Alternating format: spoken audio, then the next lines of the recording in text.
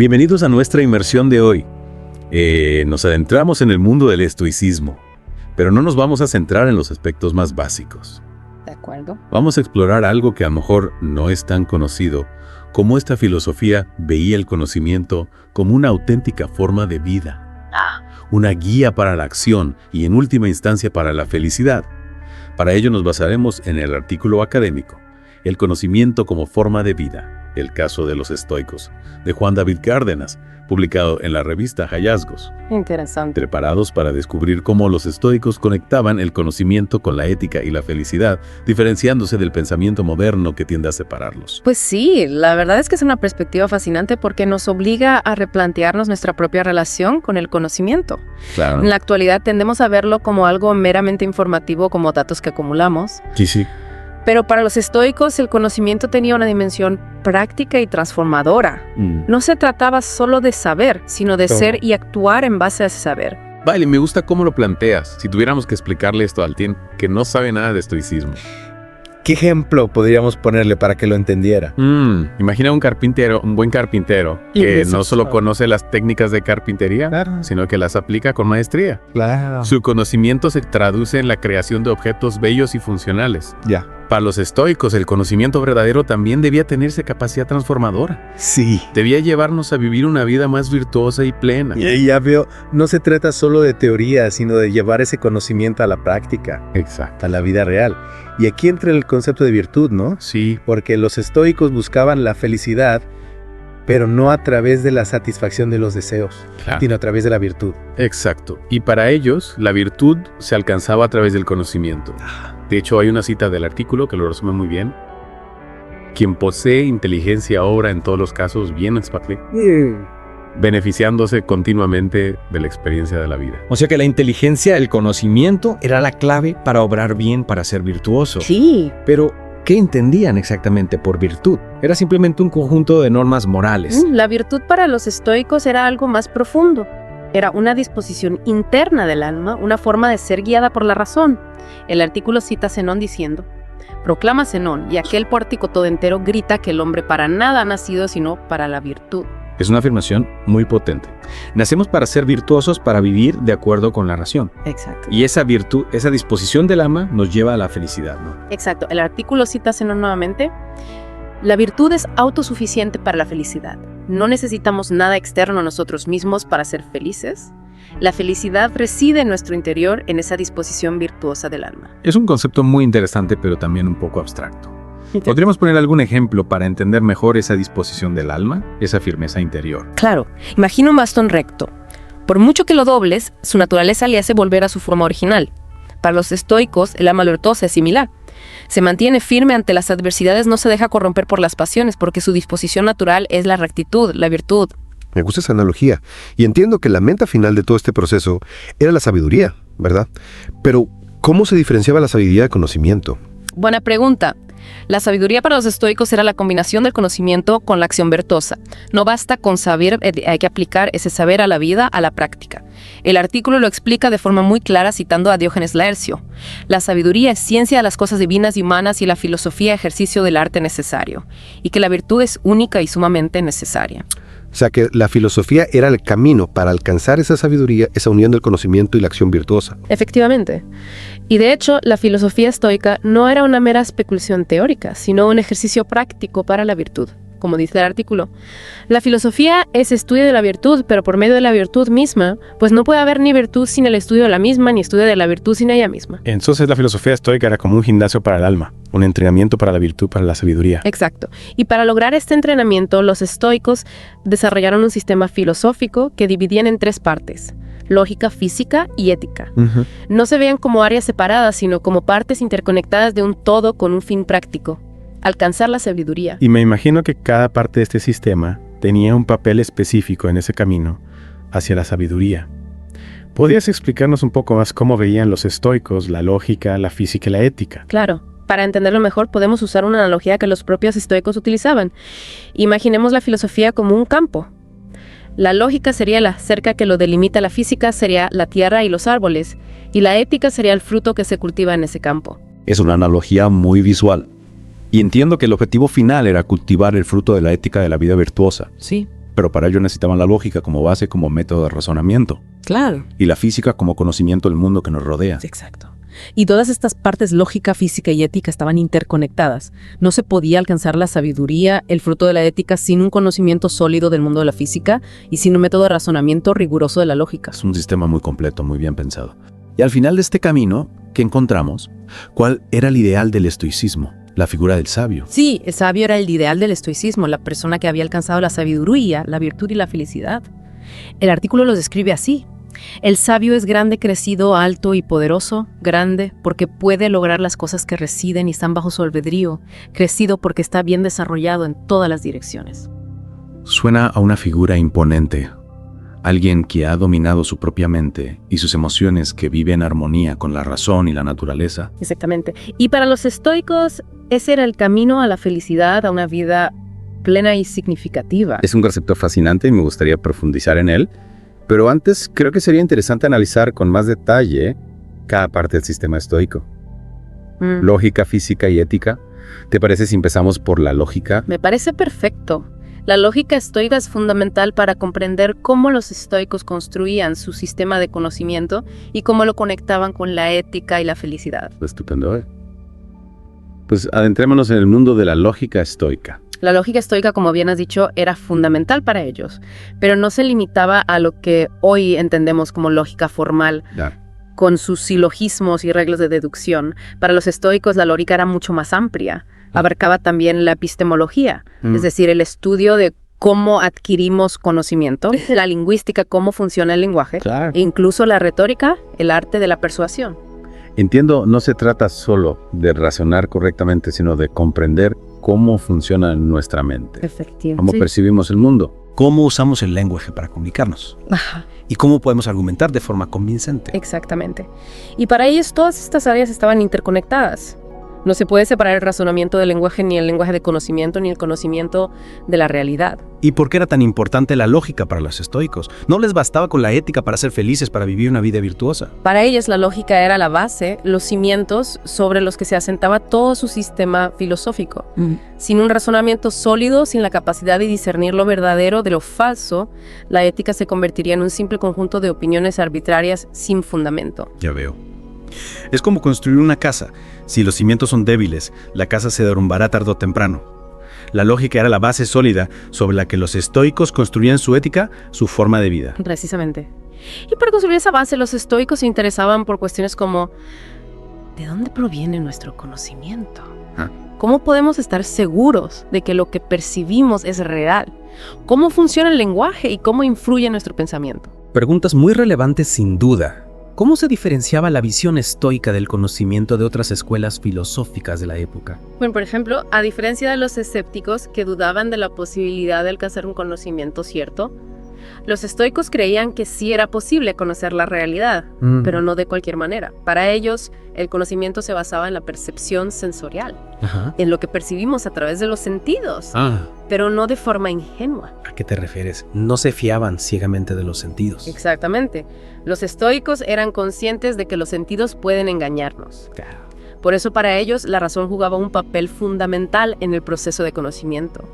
La razón nos permite interpretar las percepciones sensoriales, compararlas con nuestros conocimientos previos y determinar si son verdaderas o falsas. Es decir, que la razón actúa como un filtro que nos ayuda a separar el grano de la paja, a discernir entre lo que es real y lo que no lo es. Exacto. Y ahí entraba en juego la lógica que les proporcionaba las herramientas para analizar las percepciones, identificar posibles errores de juicio y construir un conocimiento sólido y fiable. ¿Y qué papel jugaba el lenguaje en todo esto? Porque al fin y al cabo el lenguaje es nuestra principal herramienta para pensar y comunicarnos. Para los estoicos el lenguaje era fundamental. No lo veían como un simple instrumento para expresar ideas, sino que creían que había una conexión profunda entre el lenguaje, el pensamiento y la realidad. De hecho, desarrollaron una teoría del significado muy sofisticada que relacionaba las palabras con los conceptos y los conceptos con las cosas. Suena complejo. ¿Podrías darnos un ejemplo de cómo funcionaba la lógica estoica en la práctica? ¿Cómo la aplicaban a la vida real? Imagina que ves un objeto a lo lejos. Tus sentidos te dicen que es un árbol, pero la distancia, la luz, la niebla pueden engañarte. Sí. La lógica estoica te ayudaría a analizar esa percepción, a no darla por sentada.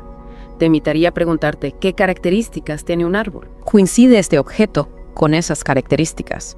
Hay otras posibles explicaciones para lo que estoy viendo. Es decir, que la lógica estoica nos ayuda a ser más críticos con nuestras propias percepciones, a no dejarnos llevar por las apariencias, a buscar la verdad detrás de lo que vemos y oímos. Exacto. Y no solo en lo práctico, sino también en lo moral. La lógica les permitía evaluar las acciones, los valores y las creencias, y determinar cuáles eran coherentes con la razón y cuáles no. Les ayudaba a tomar decisiones más acertadas tanto en su vida personal como en su vida social. Ya veo.